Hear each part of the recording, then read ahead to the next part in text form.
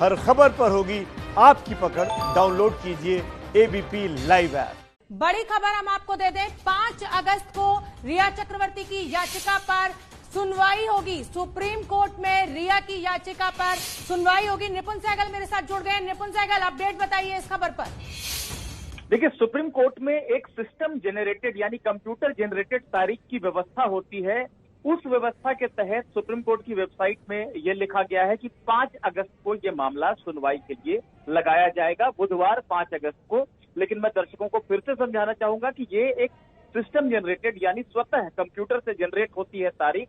इसको रजिस्ट्री के अधिकारी जनरेट नहीं करते हैं।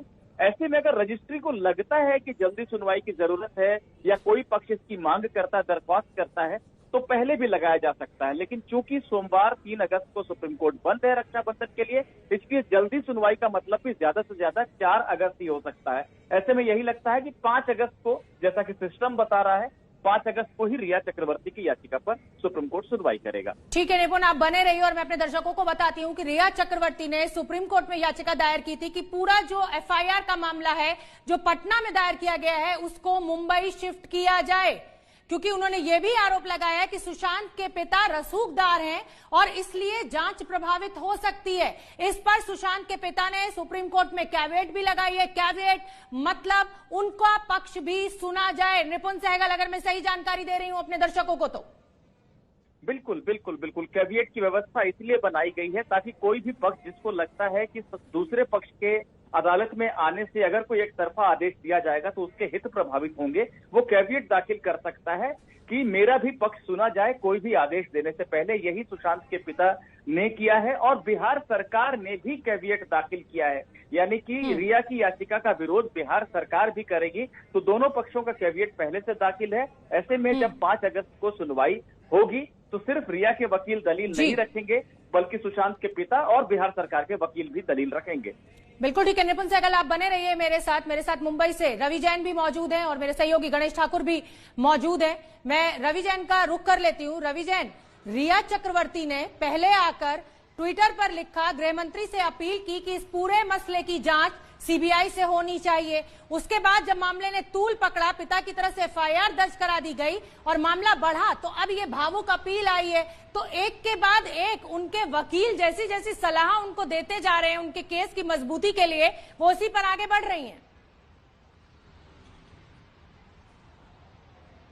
जी बिल्कुल, ये बिल्कुल आपने सही कहा कि जैसे जैसे वकील उनको सलाह देंगे और वैसे वैसे वो तरीका अपनाती जाएंगी। ये बात बिल्कुल पुख्ता है कि वकील की सलाह पर ही उन्होंने ये वीडियो जारी किया है, एक भावुक अपील की है।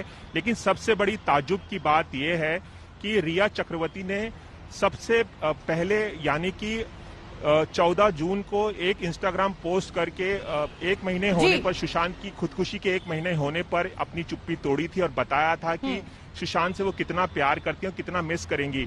उसके 2 दिन बाद यानी कि 16 जुलाई को उन्होंने गृह मंत्री से ये मांग की थी, ये बताते हुए कि वो सुशांत सिंह राजपूत की गर्लफ्रेंड है और उनकी दरखास्त सुनी जाए और सीबीआई की जांच कराई जाए।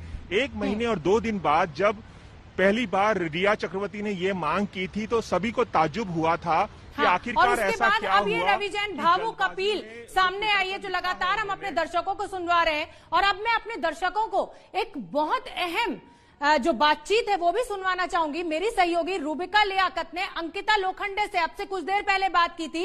अंकिता लोखंडे ने कहा था ट्रुथ विंस, यानी सच जीतेगा। वो भी सुनिए आप।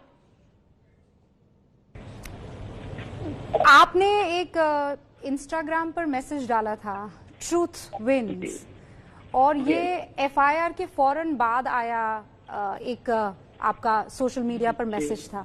इसके माने क्या थे और क्या ये सुशांत सिंह राजपूत से जुड़े थे?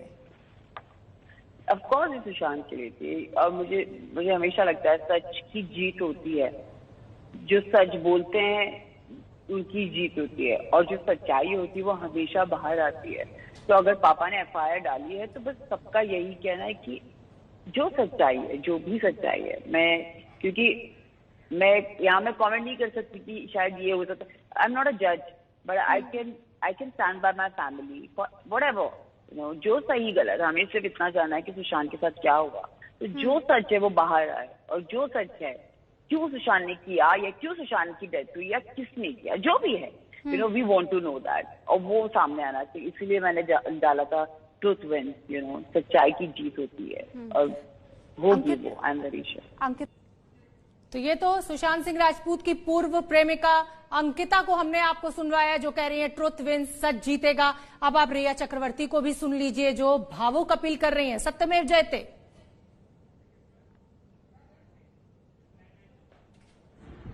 Satyamir Jayate. The truth shall prevail. I have immense faith in God and the judiciary. I believe that I will get justice. Even though a lot of horrible things are being said about me in the electronic media, I refrain from commenting on the advice of my lawyers, as the matter is sub judice. I have immense faith in God and the judiciary. I believe that I will get justice. Even though a lot of horrible things are being said about me in the electronic media, I refrain from commenting on the advice of my lawyers, as the matter is sub judice. Satyamir Jayate. The truth shall prevail. तो सुशांत सिंह राजपूत के साथ रिश्ते में रही दो लड़कियां, अंकिता लोखंडे जो बहुत करीबी मित्र रही, और रिया चक्रवर्ती, दोनों ही लड़कियां सत्यमेव जयते और सच जीतेगा कहीं कह रही हैं। अब जांच अपनी दिशा में आगे बढ़ रही है, किसका सच जीतेगा ये तो आने वाला समय बताएगा। रवि जैन लगातार मेरे साथ बने हुए हैं। रवि जैन, ये तो समय ही बताएगा कि किसका सच जीतेगा, रिया चक्रवर्ती का या फिर अंकिता लोखंडे का। और गणेश ठाकुर भी मेरे साथ जुड़े हुए हैं। रवि, मैं आऊंगी आपके पास, पहले मैं गणेश का रुख कर लेती हूँ। हाँ रवि, मैं आऊंगी आपके पास। गणेश ठाकुर, दो अहम रिश्ते, दो लड़कियां, एक कहती है सत्यमेव जयते, एक कहती है सच जीतेगा। समय बताएगा किसका सच जीतेगा। इसी तरह इन्वेस्टिगेशन भी दो तरह या दो दिशा में जा रहा है। जैसे ये दो दिशा में बयान आ रहे हैं, इसी तरह मुंबई पुलिस भी कहीं ना कहीं रिया की थ्योरी कहें या बॉलीवुड की थ्योरी पे जा रही है, और बिहार पुलिस अंकिता जो दावे कर रही हैं उसी की दिशा में रिया के खिलाफ जा रही है। तो इन्वेस्टिगेशन भी ऐसा ही हो रहा है, और अदालत में भी इसी तरह की दलीलें आएंगी, इसी तरह से पैरवी भी की जाएगी। ये पूरा मामला अब उलझ गया है। शुरुआत ही बॉलीवुड नेपोटिज्म से शुरू हुई, अब ये रिया चक्रवर्ती की तरफ गया है। अब ईडी के आने के बाद ये मनी लॉन्ड्रिंग की तरफ जाता आ रहा है। अब क्या विदेश में पैसे निवेश किए गए, क्या ये भी इसका एक जांच हुआ है। अब रिया की बात अगर देखें तो रिया कहीं ना कहीं खुद को इस पूरे मामले में फंसाया गया ऐसा कह रही है। तो अंकिता की बात अगर सुनेंगे तो उसमें किस तरह इन लोगों ने, यानी रिया और इन लोगों ने मिलकर सुशांत को अपनी जिंदगी देने के लिए मजबूर कर दिया या आत्महत्या करने पर मजबूर कर दिया, ये उनसे बात आ रही है। अब ये जांच का विषय है। जांच में अगर एक ही लाइन में इन्वेस्टिगेशन होता तो निश्चित रूप से बात जल्दी सामने आती, लेकिन यहाँ दोनों एजेंसीज, दोनों पुलिस बिल्कुल ठीक है। अब क्योंकि मुंबई पुलिस और बिहार पुलिस अलग अलग दिशा में जांच कर रही है, इसलिए समय भी लग सकता है। रवि जैन मेरे साथ लगातार बने हुए हैं।